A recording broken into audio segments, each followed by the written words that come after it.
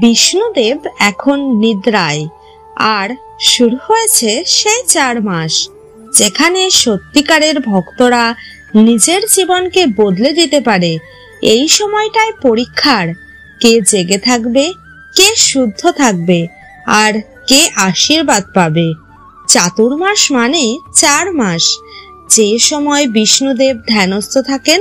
শুরু হয় আষাঢ় মাসের শুক্লা একাদশী, যেদিন দেবসায়নী একাদশী পড়ে, আর শেষ হয় কার্তিক মাসের প্রবোধিনী একাদশী বা উত্থান একাদশীতে। এই 4 মাস ভগবান ধ্যানমগ্ন অবস্থায় থাকেন, কিন্তু ভক্তদের জন্য এটাই জাগরণের সময়। পুরাণ ও স্মৃতিশাস্ত্রে বলা আছে, আষাঢ়ে শয়নম ইয়াতি কার্তিকে প্রত্যবোধয়ৎ ততঃ চাতুর্মাস্যাম হি পূজ্যম ভক্তি সমন্বিতম। যার অর্থ, আষাঢ়ে ভগবান বিষ্ণু শয়ন করেন, কার্তিকে জাগ্রত হন, আর এই 4 মাসে ভক্তি ভরে উপবাস ও পুজো করলে ফল হয় অসীম। এই চাতুর্মাস সম্পর্কে অনিরুদ্ধ সংহিতা ও পদ্মপুরাণে বলা হয়েছে, আষাঢ়ে শয়ন, কার্তিকে জাগরণ। এই 4 মাসেই ভক্তের পরীক্ষাও হয় এবং তার ফলও মেলে। চাতুর্মাস্য শুধুই উপবাস নয়, এটা আত্মার পরিশুদ্ধির সময়। স্মৃতিশাস্ত্রে ও ধর্মপুরাণে বলা আছে, চাতুর্মাস্যে উপবাস্য ফলম শতগুণম ভবেৎ।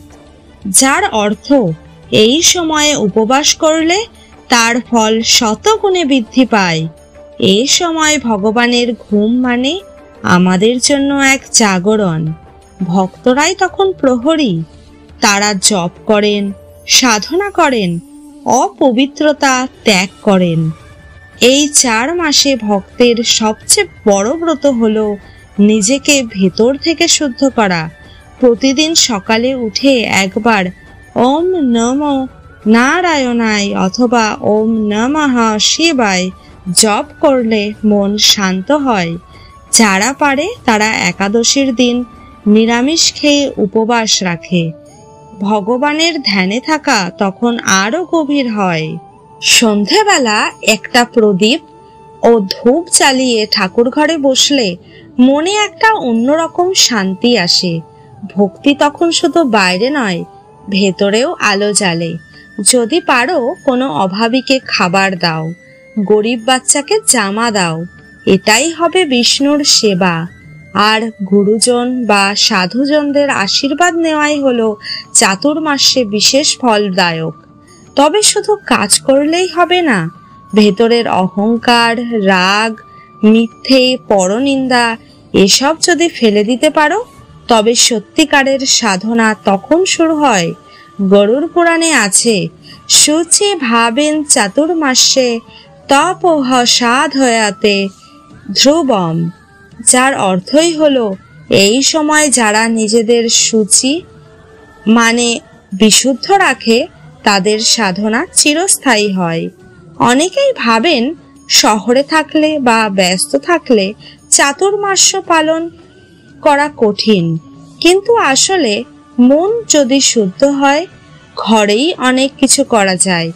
ভোরে উঠে স্নান করে গায়ে একটু গঙ্গা জল ছিটিয়ে ঠাকুরের সামনে বসো, চোখ বন্ধ করে নাম জপ করো।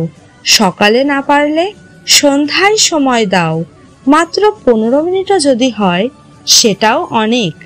ঠাকুর ঘরে একটা প্রদীপ জ্বালো, ধূপ দাও, তাতে ঘর যেমন পবিত্র হয়, মনও তেমনই শান্ত হয়। সপ্তাহে একদিন উপবাস রাখার চেষ্টা করো, তা না পারলে অন্তত সাত্বিক খাবার খাও, মন নির্মল থাকবে। ভগবদ গীতাতে বলা হয়েছে, মৌনঃ প্রসাদঃ সৌমত্তবম মৌনম আত্মবিনিগ্রহ। মানে শান্ত মন, নম্রতা, সংযম, এটাই আসল তপস্যা। এইভাবেই ঘরে বসে শুরু হতে পারে চাতুর্মাস্য ব্রত। চাতুর্মাস্য হলো এক স্বর্ণালী সুযোগ। এই সময়টা যদি শুদ্ধভাবে কাটাতে পারো, তবে আগামী বছরের সমস্ত অন্ধকার দূরে সরে যাবে। বিষ্ণুদেব ঘুমিয়ে আছেন, তবে তুমি জেগে আছো, এটাই হবে তার প্রতি তোমার প্রণাম। তুমি যদি চাতুর্মাস্য পালন করো তবে কমেন্টে লেখো আমি জেগে আছি। আর এই ভিডিওটা শেয়ার করো অন্য ভক্তদের সাথেও। জয় নারায়ণ, জয় বিষ্ণু।